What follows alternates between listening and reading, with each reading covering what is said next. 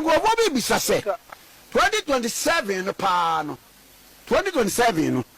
eh abuza from mamu nyina makwaba e de bagana and Sem TV so but omo dey so be like video no be subscribe to the channel no what turn on notifications say be next time videos of this nature eba also sabit makabina so watch the comment section ho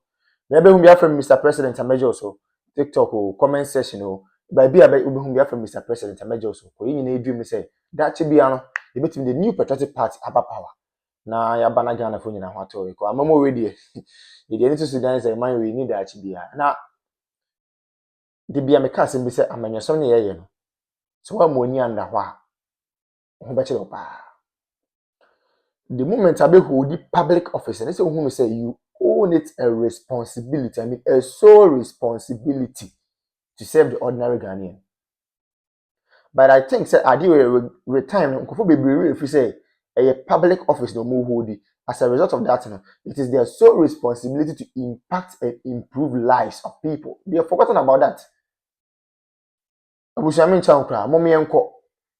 the Enko video bimra. The video no we are going to take our time and digest the issues out of the perspective of the ordinary girl, not the perspective of Mr. President here. Who may come is here.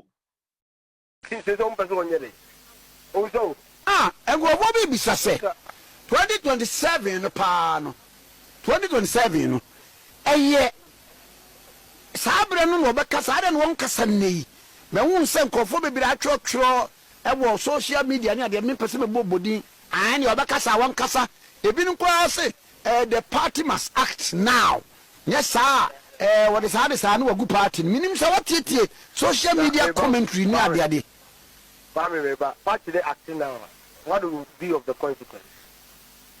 What afena Ken over by politics about Br0. What will be of the consequence? For me, so we say you afena by politics about Br0. The political party ni pani ade. Yeah, the nipa. Ulu one person now the nipa thousands of nipa nebekwa. And then you have to set up. Now what the social media now we can say now there's what you. What has he got to lose? Nothing. Nothing, Kwame. A crown call on the NPP to set up and then revise their notes. And that's Kwame MPP set your opposition you go. Some people opposition go. All the countries will be and your politics and a hello. ODB. Banko Fonsi a party I would. And also many your tibo susu air can was say the base na one motieno. Yellow Canada compare kwa Japan, the Baba di the base name party name now one more de akusi again. Inti akoma sobia basena walk away what the domo co. Now media de bia mecano and brassier and ubu kwanso se unity ya na ke ehia. Uji di se sabre nka tetewa ye wo BJ Daurucha. Tetewa ye wo JH Mensa.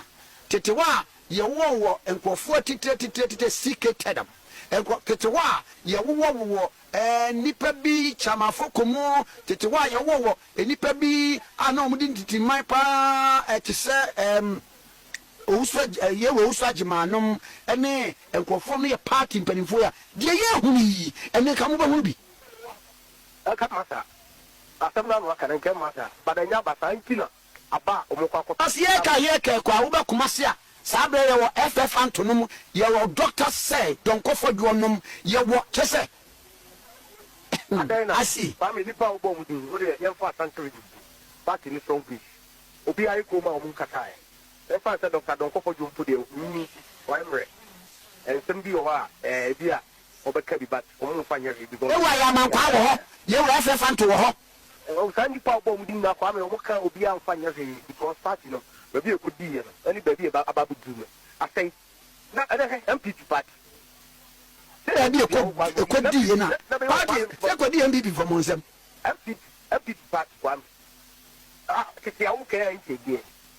se u kemu o tanti do tare ka MPP ban yi tie kwani a u so so be so hey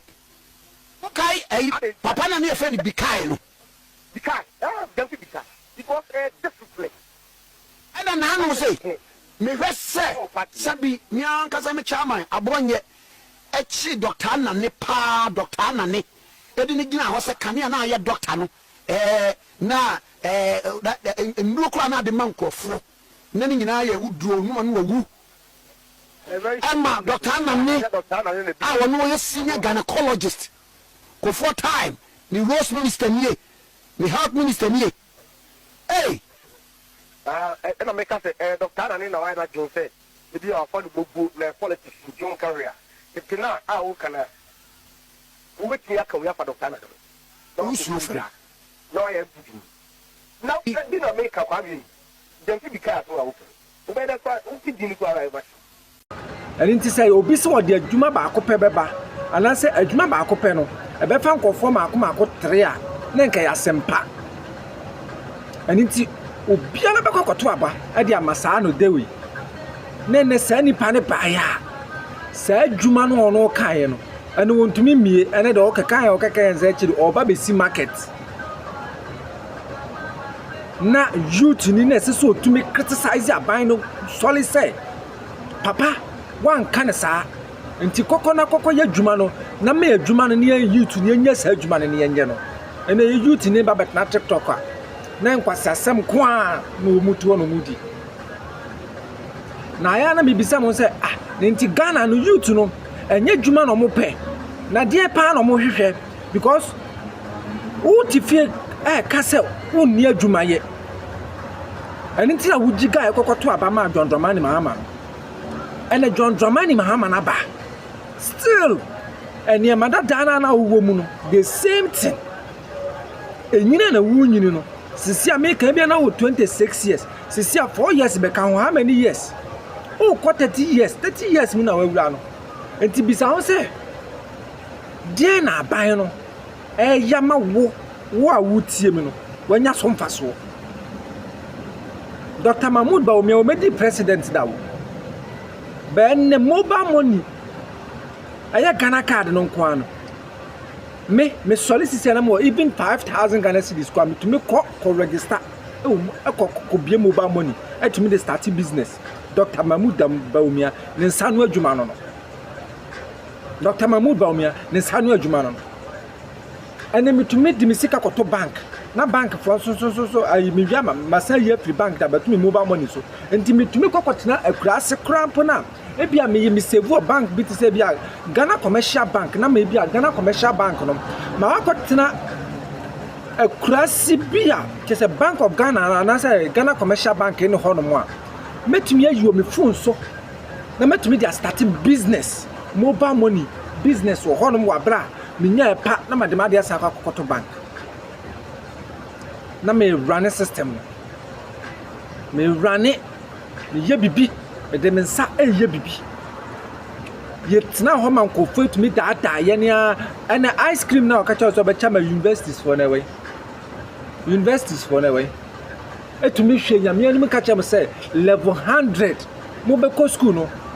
mo kwa free for first year students me bisa wo ache di aban no ka cha say wo kwa ne kwan say wo kukuru sika de ba no because for bag na bra be wula school ni no e na aban ne say na wo ba dis o betua na wo konya sika no wo he na wo de baba betua school fees no na eche aban ne pe sika wia na wa san refine wa ade ama nyanse wo mu ni say ade no me be school me nya sika no mfa betua 8,000 10,000 15,000 na 7,000 me nya sika no mfa ma eni nti me be wura me first year ne de min wo na aka chama say mama min tua wo ba ma min tua sika no me mla me wura me be wura mu na semester tie first year no a minim say me second year ne de school fees na na aka me hu kwan a me ma me no betumi afọ so asunya support me me tua enne yase wo ba wo sika na no na fa ba be tua sika no wo first year school fees plus hostel a obeda na wo be ka che we say Bawumia ni na trofo na wo Mahama dalega kromfo awi gonja kromfo wo gonja awi balawo atro nyina ahene Dwondwamani Mahama ba be ka che me say yanju ni what me nya kukudrat me akọ gina UK e de letter akọ to ana o ka kire manfo se omo mmra Ghana omo ti UK omo mmra Ghana na adwuma buo Ghana 24-hour economy ye adwuma papa ye bisa say 24-hour economy na UK for mpo de na nka ne kwa so ka kire UK for because UK de sika omo gina mu odu ekesese ga be ka kire Dubai Qatar Bahrain Kuwait Saudi Arabia omo Ghana kwa kogu ha ya ma stranded omo na sese wutumi ba na nka odi play be suwo nka South Africa so ene da no si mu de bia ye ka ho asem oman we just yenim oman issue ayewo ko ye hwe ne ma papa na adan kwaku for Dr. Laji Mahmood Bawumia ye de ma oman we a any 2024 elections eko eno ma Dr. Bawumia e den e de kire Ghana for me ba we ni we na meya ma mo na abusia na ke ye nsem pata de yensa kan serious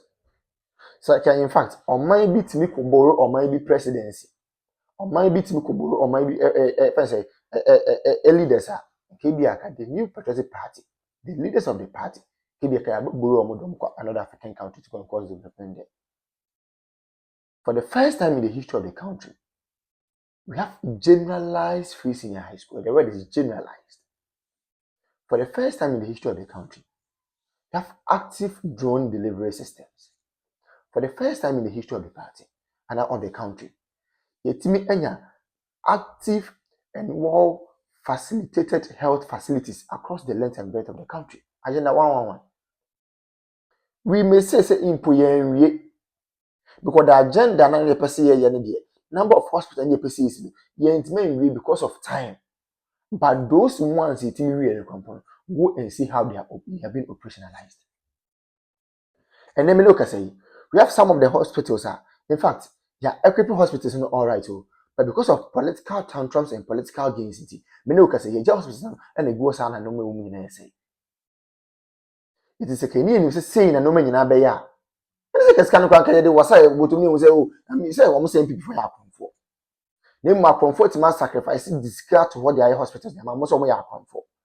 A comfort ma facilitate me say omo fund free seniors almost omo yakonfo. You say anya Ghana for debut. Na fe na tables na 10 afi dem kekam kakaka. Why are they shouting? Obi ankara no ntum ne nko no ho. Asofo no mo nkoma no ntu with the greatest of respect omo nkoma no ntu ne nko nyina ho. Chief imam for the nkoma no ntu ne nko nyina ho. Politicians ni come on to nkwe nyina ho marketing men no come on to nkwe nyina ho obi an kana no to nkwe nyina ye ho 2020 ju they will know the way forward yeti kroma obi so ono oba ono the credit scoring system beba mo so open konketenkete na ze bibi ni na nkasa de se bi ye bibi ya nketenkete ya adwen nketenkete ye bibi ye bia invest square ye nketenkete we want everything in pieces we don't want everything in bulk. Adi asem krani obi ma credit scoring system also open konketenkete obi introduce electric or electronic bus systems most open konketenkete is enya mo den. You people chose policy, you people chose music over policy. Then you tell me ho papa na fe na mbusu wa kire me na wo ne wo sia kire me sabi me na me ko ka kire Br0 mani ma so o mema was come to butu wana ye wa ha digitalization ye start say ye mo se dabi digitalization and talking nti mo pe kinki sika nti amamu papa na ba o mo ma mo kinki amamu a ade na mo kam ye wo ko mo ya e de Br0 mani ma ko gina efese enkanfo mu gafo ka chom say oh gafo de oh na mo de onye kinki na mo hia digitalization bia e na gafo so okay me beto ba na ma bum mo to ba ma kinki government etimi Sese die ko ye kra de menu na to me hu letter bi a yokofo chro ye eba council of state member Volta region na me se fiam eh Remona Chapa ya hype ni say we ye can say Israel train but the issue is true. Okwa ni letter na was say council of state member no wo ye former staff emanam one which is never true. Onya adwuma oda and onya adwuma oda ama nam one for the first time nam one I post. Oh yes, na mo aye post ya no catch obi say nipa ne boa o